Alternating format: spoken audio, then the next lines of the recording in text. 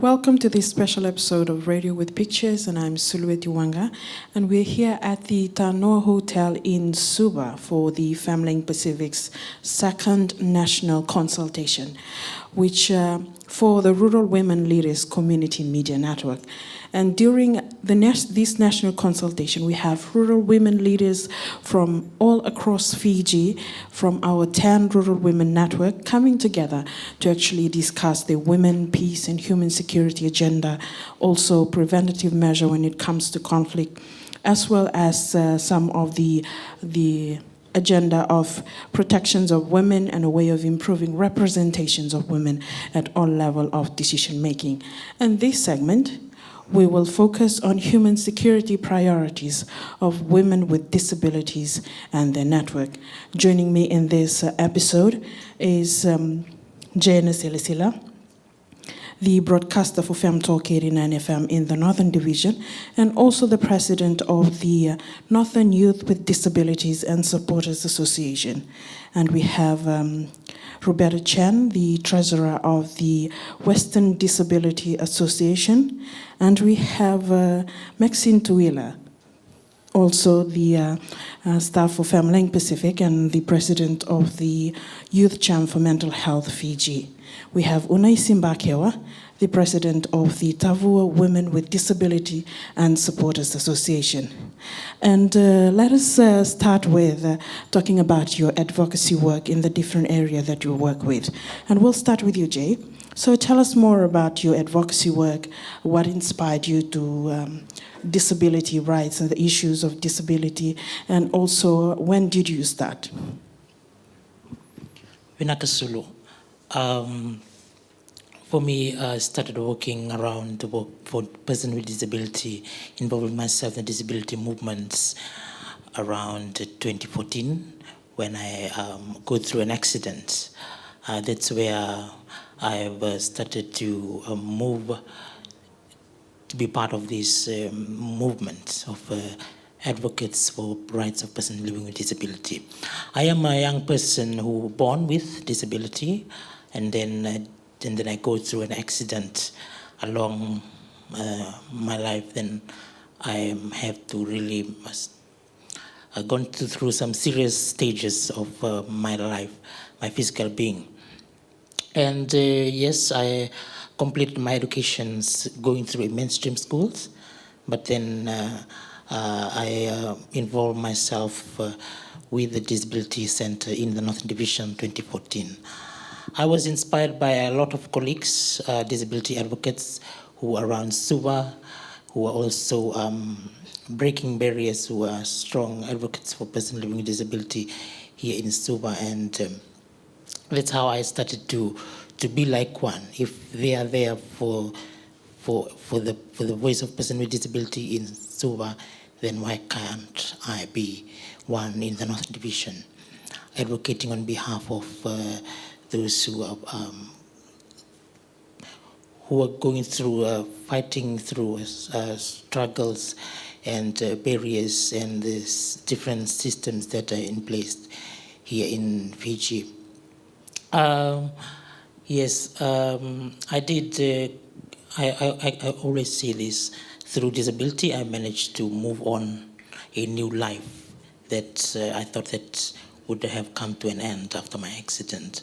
So yes, there was a couple of friends, colleagues, and also family member who empowered me to strive to be part of the movement and engage in things as such, doing community work and advocating on behalf of those who are voiceless and those who are not able to voice out their opinion.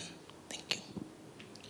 Roberta, what actually inspired you into advocating for disability, and also if you could, let us understand the disability that you have? Thank you, Sulu. I started doing this work in 1993 when I was found from the fields. They brought me into the Disability Act, and there was so many things going on. I used to attend meetings and conferences, and there was a lady who inspired me, and she brought me along to where I am today. And I'm just so thankful for that lady. And I was born normal, but I had an accident when I was 9 months, and I carried on my secondary and my primary school in a normal school. And it was hard for me to go through those. It was a challenge, and I managed to pull through secondary school, although it was so difficult to understand, but I managed to go through. And up to today, I managed to come through FamLink. I am so grateful and thankful, and because it empowered me to voice out our issues and take it up to the public to be heard. Because people with disability, we tend to get shy and get locked out in our closet, that we can't air out our voices to the public. And even up to today, some of our disability women and friends, they get told off by, oh, you can't voice out, you can't do this, but there's nothing is impossible through voicing out our issues. Thank you. Thank you. Unai Simbakewa, as an able-bodied person and also somebody actually supported the work of disability. So for you, what is your inspiration and how did you actually start in working with disability advocates?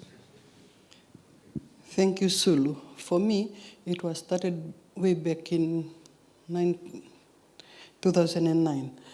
2009 when I'm one of the parents with two kids that they were born disabled, physically disabled. Both the legs were born talipist, they were born with it. So in 2009, when the WWF came visiting villages and rural areas for rectifying the CRPD conventions, that is where, when they gathered all the parents in Tavua, where we came together for a meeting. So that's where we started our organization, and it was the late Mr. Aquila was the president of Fiji Disabled by then. And so they invited us, they told us to form an organization to support our children with disabilities. So that's where I started, and from that time till now, I never regret working with people with disabilities, because I always counted me as one of them. Although it's been a challenge to be an able-bodied working with people with disability, but it really inspires the work. It really encounters our love towards them, the way we look at them. And it was in 2012 when I joined FamLink Pacific. That's where I was really empowered. I was inspired by Mr. late Villisoni, Samuel Villisoni, who was the president after Mr. Aquila, and also Eleanor Kesau. Those are the people that really inspire me to stand up for the people with disability in our area. So that's how I get involved. And from back then till now, I'm still working with people with disability. Maxine Tuila, in terms of your advocacy work with mental health and also suicide prevention, can you tell us more of why did you get involved, when did you get involved, and what actually inspired you to keep doing the work that you do? Thank you, Sulu. For me, I've been in the mental health movement for a decade now. So I started off as a volunteer with Youth Champs for Mental Health. Attached there as a social work student with the University of South Pacific. And joining Youth Champs for Mental Health has really inspired me, given the fact that the work that they do around mental health and suicide prevention is really interesting, knowing that suicide is the leading cause of death among young people in the country from the ages of 15 to 29, which is the whole reason why I stayed with the organization till to date.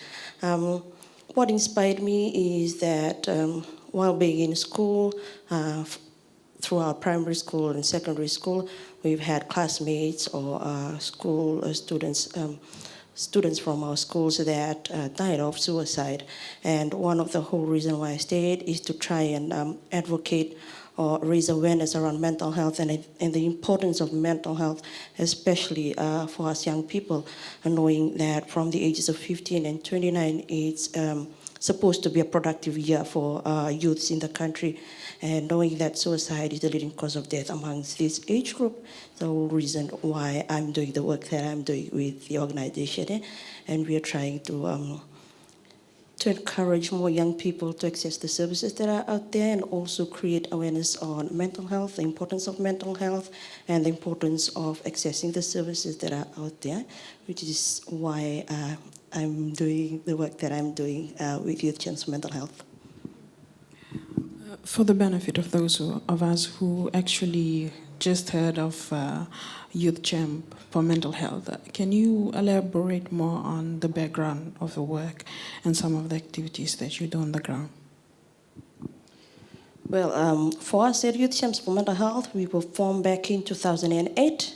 It's been 11 years that we've been running now, and we were formed after the consultation on the formulation of the suicide prevention policy, in which we found out from the Fiji police force, the statistics that we got in terms of suicide was that suicide was the leading cause of death amongst young people, and still today suicide is still the leading cause of young people from the ages of 15 to 29. So for us at Youth Champs, we try and create safe spaces for young people to be able to dialogue and have that conversation around issues that they're facing. We do peer support, which is a form of counseling, young people talking to young people, so that we might, so that we understand what the other young people, the young person in the country are going through. And we work with marginalized communities. We work with LGBT groups. We work with disability groups. We work with women's groups. We work with schools. We work with churches, all different faith-based organization and faith-based youth groups. We also work with Psychiatric Survivors Association, which is one of the mental health service providers that works with survivors of mental health, those that are working in the field. So we, like I've mentioned, we work around creating safe spaces. We try and advocate or preach to young people that mental health is important, and we really need to talk about this very important topic, because we know that mental health covers everything, and like we always said in the mental health sector, that there is no health without mental health. So the brain covers everything, and the brain controls everything, hence the reason why we need to look after mental health, or look after our brains, and look after, and having, rather than accessing the services that is provided out there. So we try and create these creative ways in which young people can dialogue, in which young people can be able to come out of their shells and talk about the issues that they face and how we can work around suicide prevention and mental health. And in terms of, you've spoke more about mental health, can you, because there's a lot of misconception, misunderstanding around the terminology of mental health and mental illness, if you could help us understand on the terminology of mental health and mental illness and what actually it covers. Well, for us in Fiji, there's a lot of misconception around mental health.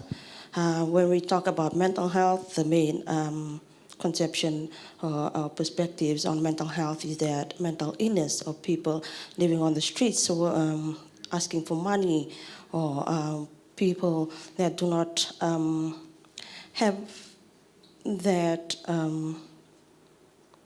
do not have what we have, like the privileges that we have. However, mental health is me talking to you. Mental health is having a balance of psychological well-being, having a healthy physical well-being, religious or spiritual well-being, is having a balance of everything, having to be able to cope with the stresses that we have and continuing from what we do every day. Mental illness is when there is absence of mental health, or when we are not being able to cope with the stresses that we go through, or when we are diagnosed from doctors. And there's some of us, what most of us do not understand is that all of us have mental illness. Mental illness, dementia is a mental illness. Insomnia is a mental illness. Insomnia is when you do not have enough sleep or you're having trouble in trying to sleep. Depression is a mental illness, which is why we really need to understand that we all have mental illness, however, we are at different stages.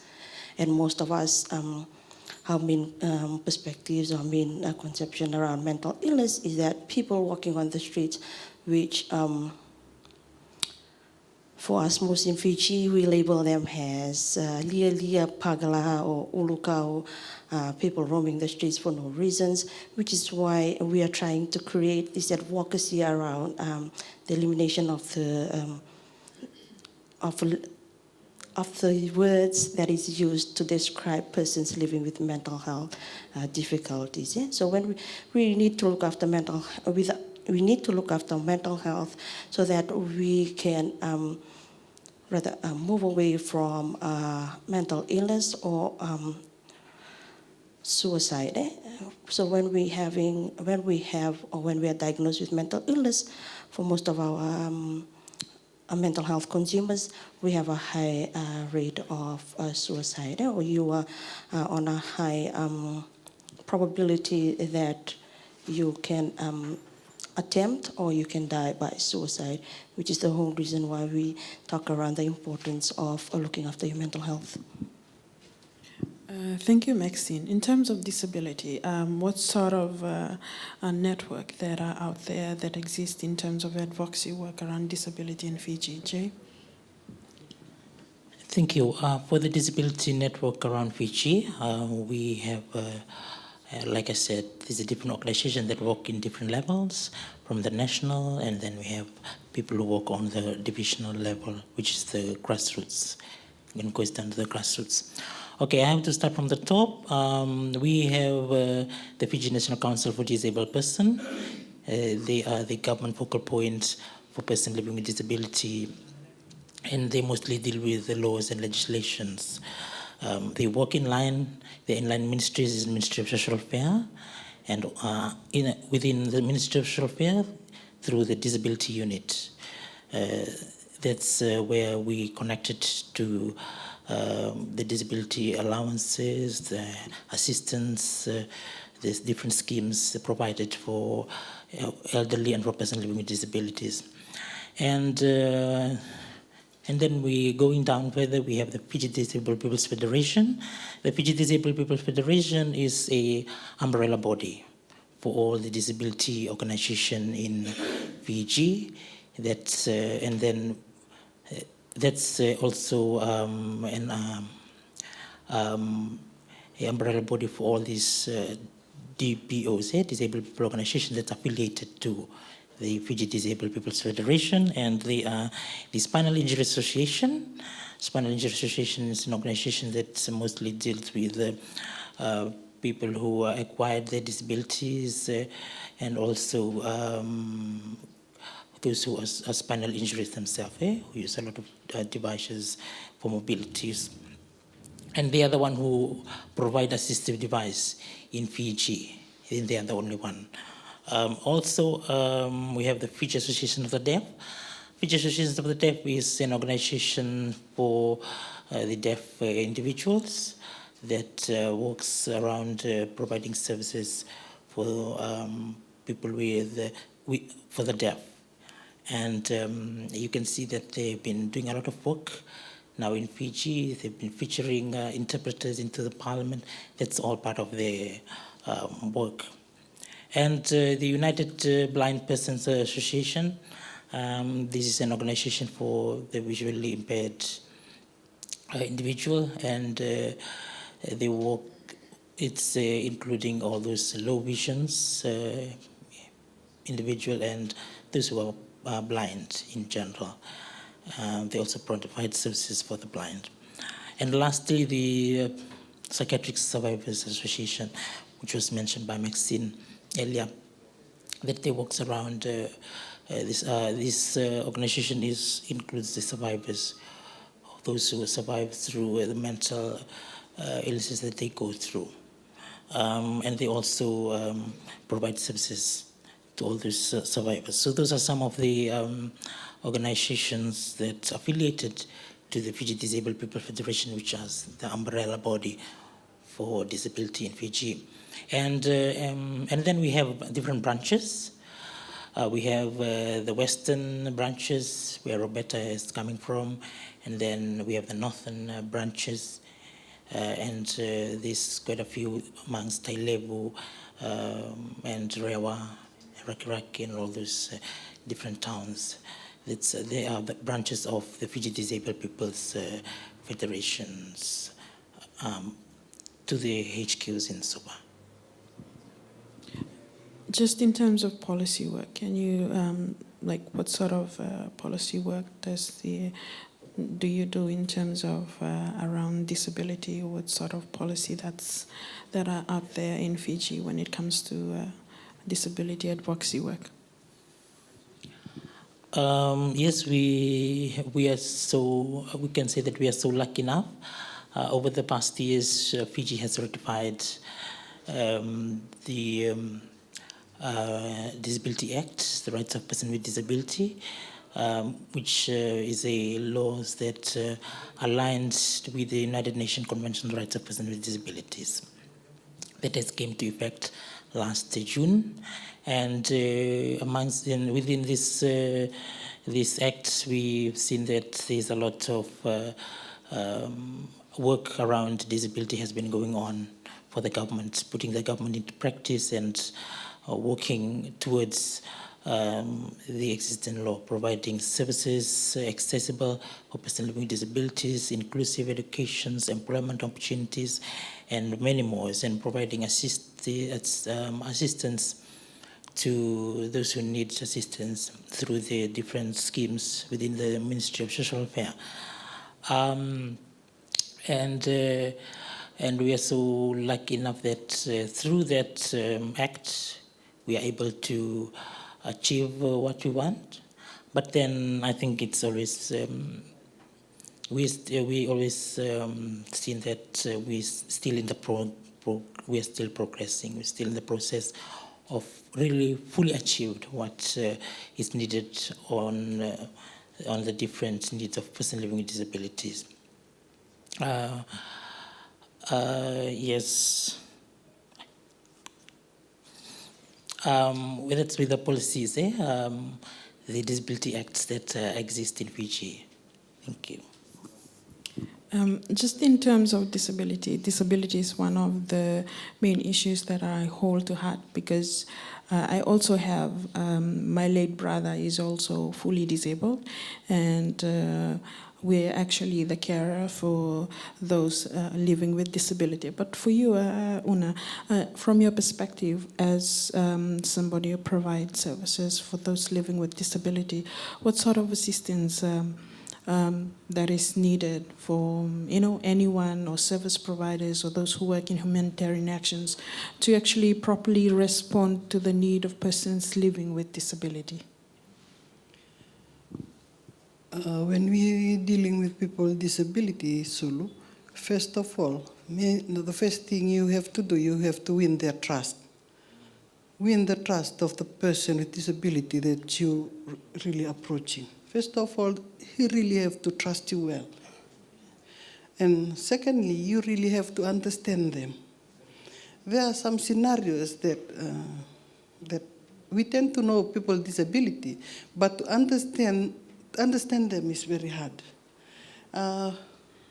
For example, when you see a blind person or when there is a disaster, You can just, when one visual impaired is sitting there, you can just go and say, come, let's go, and you just grab him or her by the hand, and you try to take her away, or take him away. The thing is, you have to know how to guide a blind person to the destination where you need to take him. That's what I say. You really have to understand them, or those who are hearing impaired. When he stands in front of you, you can just shout from the back in order to catch their attention. The main thing, you have to throw something in front of him so that you can catch his or her attention. So the main thing from the grassroots level is the understanding. We really need to understand them well. Or for the physical disability, they always want us they really want to catch their attention. Yeah? They really need to catch our attention. When we are sitting like this talking, they'll do something in order for us to recognize them. They'll just do anything. They'll clap their hand, they'll sing. They really need to catch our attention. Roberta, in terms of assistance, like Unaisi have already mentioned, the recognizing the persons living with disability in the room and their potentials. That's how sometimes the way they react actually is just to be recognized, that they also have potentials and talents. And also, she also highlighted some of the handling techniques when it comes to humanitarian actions, when you try and evacuate persons living with disability. So for you, what's your perception in terms of the need to assist or respond to the person's disabilities needs? Well, what I know is people with disabilities, they are unfortunate, and they don't have what other people have. And to rectify all that, we have to go out and reach to them and to see what their needs are. Because I just finished going through a survey in Nangando, and in, I think, a place called up in the Nosori Highlands, way past the Nosori Highlands, and there are people who have needs, or who have want needs, and they can't reach to the main branch to get needs. We have to go out there and get data for them, and we have to get, they need supplies. And when we go out and see them, they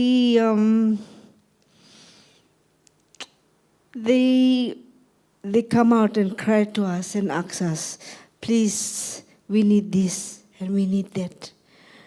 We want this for our daily basis at home. Because without all those, we cannot live a normal life. And like right now, they want devices like a wheelchair that can support them, or a walker that can support them, or diapers. Some of our people with disabilities, they live on diapers, and diapers today, they are very expensive. So sometimes they may get all those needs, but sometimes it's so hard to get to them. And they are fortunate that we have the office in Suva that gives out their daily needs on a monthly basis. Thank you.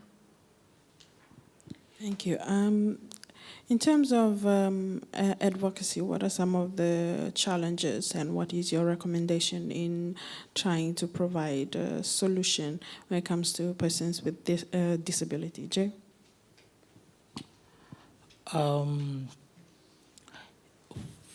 For persons living with disability, what's have been shared earlier, it's that once you understand them, then you'll be able to knows the needs that they have at first, because you can be giving them things that they don't, that you might think that they need. So it's important for them, for us, to always approach them and get to know more about the needs of the individual person living with disabilities.